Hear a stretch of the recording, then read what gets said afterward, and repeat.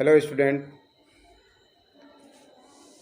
आज के इस वीडियो में मैं आपको डीएनए पैकेजिंग के बारे में बताऊंगा।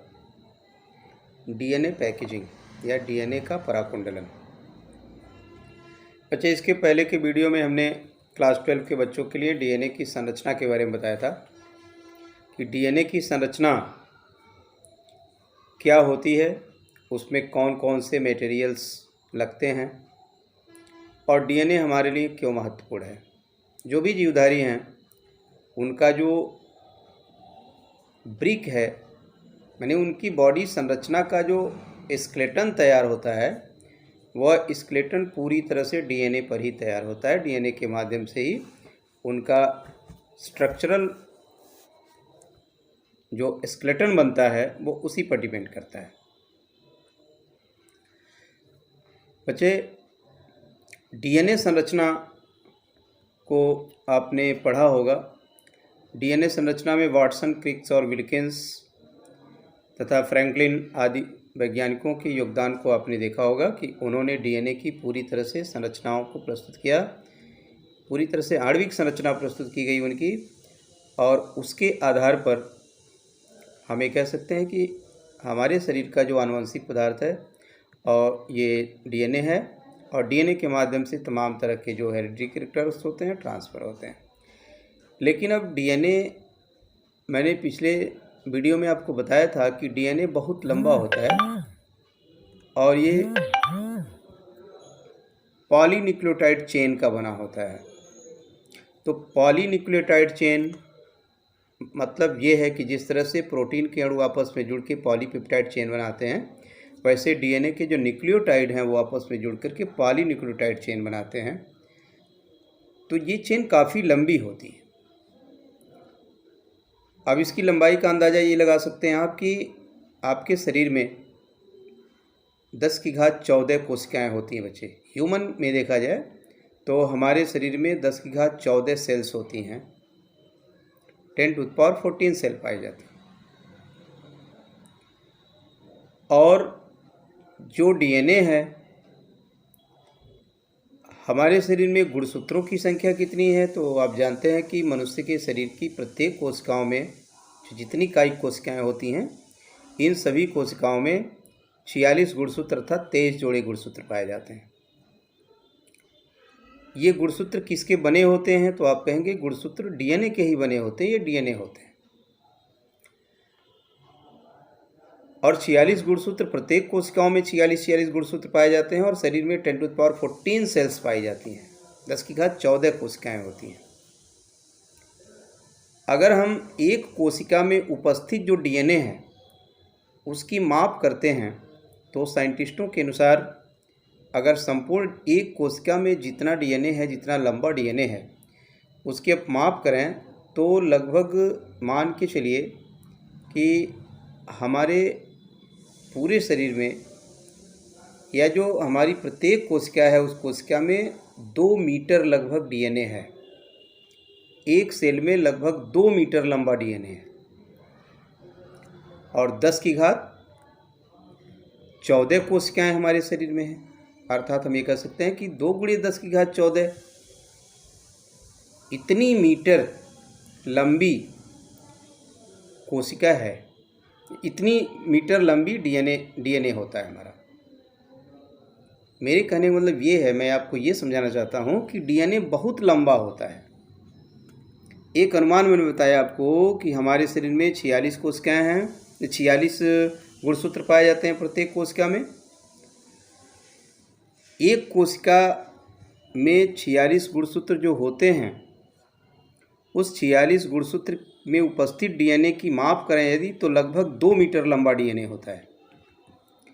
और पूरे शरीर में 10⁻14 कोशिकाएं होती हैं, अर्थात पूरे शरीर की समस्त डीएनए की लंबाई को यदि नाप दें तो वह 2 × 10⁻14 मीटर या 2 × 10⁻11 किलोमीटर होता है। अब इतना लंबा डीएनए, और ये होते कहाँ हैं? ये होते हैं केंद्रक में, न्यूक्लियस में पाए जाते हैं। और बच्चे जो न्यूक्लियस होता है उस न्यूक्लियस की लंबाई जो डायमीटर होता है अर्थात जो उसकी चौड़ाई होती है माने जो उसका रेडियस होता है, अगर उसकी माप करें हम तो इसकी रेडियस जो होती है वो 10⁶ मीटर व्यास का होता है, मतलब माइक्रोन में इनकी माप होती है। इतना छोटा केंद्रक होता है कि उसकी माइक्रोन में माप होती है। 10⁻⁶ मीटर के आसपास इसकी डायमीटर होता है किसका, केंद्रक का।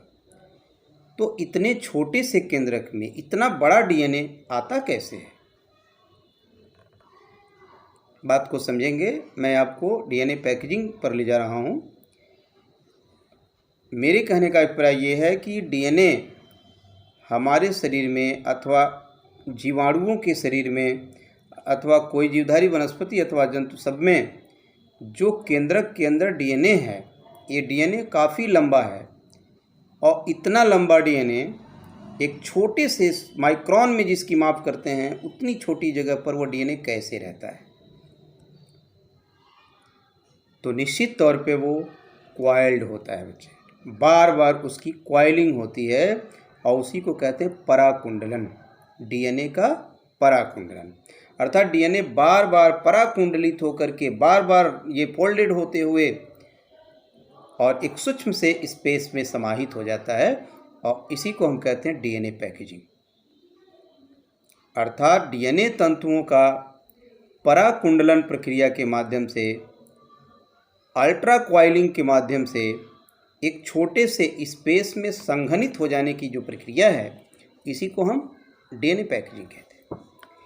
ये डीएनए पैकेजिंग के कुछ चरण है बच्चे, कितने चरणों में डीएनए पैकेजिंग होती है। बच्चे आपके स्क्रीन पर देखिए, यहाँ पर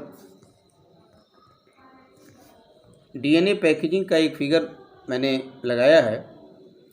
इसमें देखो बच्चे, सबसे पहले आप देख रहे होंगे कि एक डीएनए तंतु बना हुआ है। यह डीएनए तंतु बाद में कुछ क्वाइल्ड होता है और छोटे छोटे दाने जैसी संरचना बनती है इसमें। फिर उसके बाद वो दाने जैसी संरचना पुनः एक घेरा के रूप में एक रिंग लाइक स्ट्रक्चर बनाती हुई बन जाती है और फिर लास्ट में जाते हैं तो देखते हैं कि गुणसूत्र के रूप में वो परिवर्तित हो गया है, जिसकी जो चौड़ाई है एक क्रोमेटिड की वो 700 नैनोमीटर होती है। तो ये डीएनए पैकेजिंग का एक मैंने आपको एक फिगर शो किया है कि इस तरह से डीएनए पैकेजिंग होती है। और डीएनए पैकेजिंग के स्टेप्स हैं, कितने स्टेप्स में डीएनए पैकेजिंग की क्रिया होती है। डीएनए पैकेजिंग के जो स्टेप्स हैं, इस स्टेप में मैं फर्स्ट स्टेप आपको बताता हूँ कि डीएनए के पराकुंडलन का पहला स्टेप क्या है। डीएनए पराकुंडलन का फर्स्ट स्टेप जो होता है उसको हम कहते हैं बच्चे न्यूक्लियोसोम मॉडल। पहला जो मॉडल है उसको हम कहते हैं न्यूक्लियोसोम मॉडल। ये न्यूक्लियोसोम मॉडल क्या है? न्यूक्लियोसोम मॉडल वह प्रक्रिया है जिसमें डीएनए तंतु क्वाइल्ड होते हैं, लेकिन जगह जगह पर ये बीड लाइक स्ट्रक्चर या मोती जैसी संरचना दिखाई देती है। अर्थात इसमें 4 प्रकार के हिस्टोन प्रोटीन बच्चे H2A, H2B, H3 और H4, ये 4 प्रकार के हिस्टोन प्रोटीन 2 लेयर में लगे होते हैं, 4 नीचे 4 ऊपर, अर्थात 8 की संख्या में होते हैं। और 8 की संख्या में होकर के जो H1 प्रोटीन है वो किनारे की तरफ लगा होता है और क्रोड प्रोटीन के रूप में 8 प्रोटीन के अणु H2B, H2A, H3 और H4, ये 4 प्रकार के प्रोटीन 2-2 अणु ऊपर नीचे एक दूसरे के सेट होकर के 8 की संख्या में एक क्रोड बनाते हैं। और जो H1 प्रोटीन है उसके साइड में रहता है और इन सभी प्रोटीन को बांधने का काम डीएनए तंतु करते हैं, जिसको लिंकर डीएनए कहते हैं। और इस तरह से एक प्रतिरूप बनता है जिसको हम कहते हैं न्यूक्लियोसोम। आप फिगर में भी देखते होंगे जगह जगह पर छोटे छोटे इस तरह से 8 की संख्या में गोली जैसी संरचना है जिसको डीएनए बांध दिया है, उसी को न्यूक्लियोसोम कहते हैं। इस न्यूक्लियोसोम में हिस्टोन प्रोटीन होते हैं जो 4 प्रकार के होते हैं, जो 8 के क्रम में क्रोट प्रोटीन बनाते हैं, माने बीच का हिस्सा बनाते हैं। एक प्रोटीन H1 जो होता है वो किनारे पर ये जो है ये आयताकार रूप में लगा होता है, और इन सभी को बांधने का काम लिंकर डीएनए तंतु करते हैं। इस तरह से एक मोती जैसी संरचना इनकी बनती है जिसको न्यूक्लियोसोम कहते हैं। पुनः दूसरा जो चरण आता है इसका, उस दूसरे चरण को बच्चे कहते हैं सोलेनाइड। दूसरा चरण होता है सोलेनाइड अवस्था। अब ये सोलेनाइड अवस्था क्या है, आप फिगर में देखते होंगे। यहाँ नीचे की तरफ जो फिगर है, इस फिगर में आप देखते होंगे कि एक परिनलिका जैसी संरचना बन जाती है। सोलेनाइड मीन्स होता है बच्चे परिनलिका। परिनलिका उसको कहते हैं जो खोखला वेलन होता है और उस खोखले वेलन पर कोई तार लपेटा गया हो तो उसको परिनलिका या सोलेनाइड कहते हैं। इस तरह की एक संरचना बनती है परिनलिका जैसी। ये अल्ट्रा क्वाइलिंग है, क्वाइलिंग होकर के एक सोलेनाइड जैसी संरचना बना लेते हैं जिसको हम द्वितीय चरण कहते हैं। फिर ये जो सोलेनाइड होते हैं तीसरे चरण में जा कर के और क्वाइल्ड होते हैं, बार बार क्वाइल्ड होकर के क्रोमैटिन तंतुओं के रूप में बदल जाते हैं। अर्थात जो डीएनए पैकेजिंग का थर्ड स्टेप है उसको कहते हैं क्रोमैटिन चरण या क्रोमैटिन निर्माण। तो अब जानते हैं कि गुणसूत्र जो होते हैं उस गुणसूत्र में क्रोमैटिड्स होते हैं, माने जोड़े के रूप में होते हैं, डबल क्रोमैटिड्स लगे होते हैं। आप यहाँ देख सकते हैं स्क्रीन पर मेटाफेज क्रोमोसोम लिखा हुआ है। मेटाफेज क्रोमोसोम्स में 2 क्रोमैटिड के अणु या 2 क्रोमैटिड तंतु आपस में बीच में सेंट्रोमियर से जुड़े होते हैं जो मेटाफेज क्रोमोसोम बनाते हैं। तो ये मेटाफेज क्रोमोसोम और कुछ नहीं बल्कि डीएनए पैकेजिंग के माध्यम से बार बार उसकी क्वाइलिंग होने के माध्यम से जो काफ़ी लंबा डीएनए होता है वो बार बार क्वाइलिंग होकर के तीसरे चरण में जाकर के क्रोमैटिड्स के रूप में परिवर्तित हो जाता है और 2 क्रोमैटिड सेंट्रोमियर से जुड़ करके गुणसूत्र का निर्माण कर लेते हैं। और एक क्रोमैटिड की जो चौड़ाई होती है, व्यास डायमीटर कहते हैं, वो 7 नैनोमीटर के बराबर होता है। अर्थात इनका संघनन होते होते जो काफ़ी लंबा डीएनए था वो संघनित होकर छोटे से माइक्रोन या नैनोमीटर के रूप में आ जाते हैं और जो गुणसूत्र के रूप में हमारे कोशिका का जो केंद्रक होता है उस केंद्रक में स्थित होते हैं।